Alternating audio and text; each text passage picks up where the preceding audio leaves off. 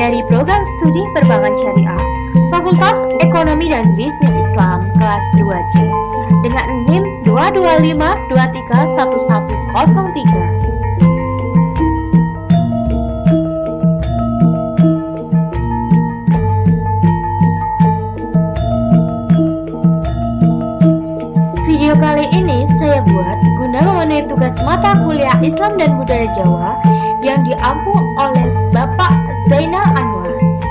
Di sini saya akan menceritakan sedikit tentang Perjanjian Giyanti di tahun 1755 dan terbelahnya Jawa. Perjanjian Giyanti adalah perjanjian antara VOC dan Kerajaan Mataram yang ditandatangani pada 13 Februari 1755. Perjanjian Giyanti dikenal juga dengan siasat VOC memecah belah Kerajaan Mataram. Perjanjian Giyanti dianggap menguntungkan Belanda di tanah Jawa karena Kerajaan Mataram terpecah menjadi Kasunanan Surakarta Hadiningrat dan Kasunanan Ngayogyakarta Hadiningrat. Sejarah Perjanjian Giyanti bermula dari konflik yang terjadi di Kerajaan Mataram. Konflik berawal dari pertikaian tiga calon pewaris Kerajaan Mataram, yakni Pangeran Pakubuwono II, Pangeran Mangkubumi, dan Raden Mas Said atau Pangeran Sambungawa.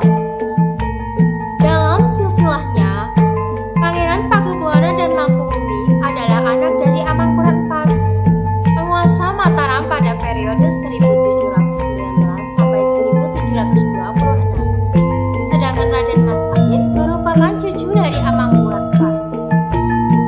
Saat itu, VOC mengangkat Pangeran Pakubuwono II sebagai raja. Pengangkatan ini menimbulkan kecemburuan antara Pangeran Mangkubumi dan Raden Mas Said. VOC juga memaksa Pangeran Pakubuwono II untuk memberikan mandat, menunjukkan raja dan petinggi kerajaan harus dengan persetujuan Belanda. Raden Mas Said dan Pangeran Mangkubumi memberikan perlawanan kepada VOC dan Pakubuwono II sebagai bentuk protes. Serangan itu membuat Pakubuwono meninggal dunia. Sepeninggalan Pakubuwono II, Pangeran Mangkubumi naik menjadi raja, namun VOC tidak mengakui status Mangkubumi ini. Situasi semakin memanas saat VOC mengangkat putra Pakubuwono II atau Raden Mas Sujandi atau Pakubuwono III yang masih remaja sebagai Raja Mataram. Raden Mas Said dan Pangeran Mangkubumi kembali melancarkan serangan pada VOC dan Raden Mas Sujandi untuk meredam serangan itu. VOC menjalankan siasat licik dengan memecah belah Raden Mas Said dan Pangeran Mangkubumi. VOC mengirimkan utusan khusus untuk menghasut Raden Mas Said agar berhati-hati terhadap Pangeran Mangkubumi yang bisa saja mengkhianati. Di sisi lain, VOC mengirimkan utusan ke Pangeran Mangkubumi.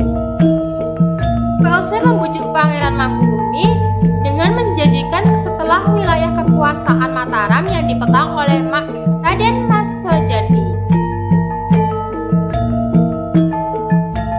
VOC kemudian mengundang dua orang tersebut untuk merundingkan perbandingan kekuasaan perundingan yang terjadi pada 22 sampai 23 September 1754, membahas pembagian wilayah kekuasaan Mataram, gelar yang akan digunakan kerjasama VOC dengan Kasultanan dan sebagainya. Hasil pertemuan itu kemudian dituangkan dalam Perjanjian Giyanti, ditandatangani pada 13 Februari 1755 dan dilakukan oleh tiga pihak, yakni pemerintahan Hindia Belanda atau VOC oleh Nicholas Harnik, Kasunanan Surakarta oleh Pangeran Pakubuwono III, dan Kasultanan Ngayogyakarta oleh Pangeran Mangkubumi.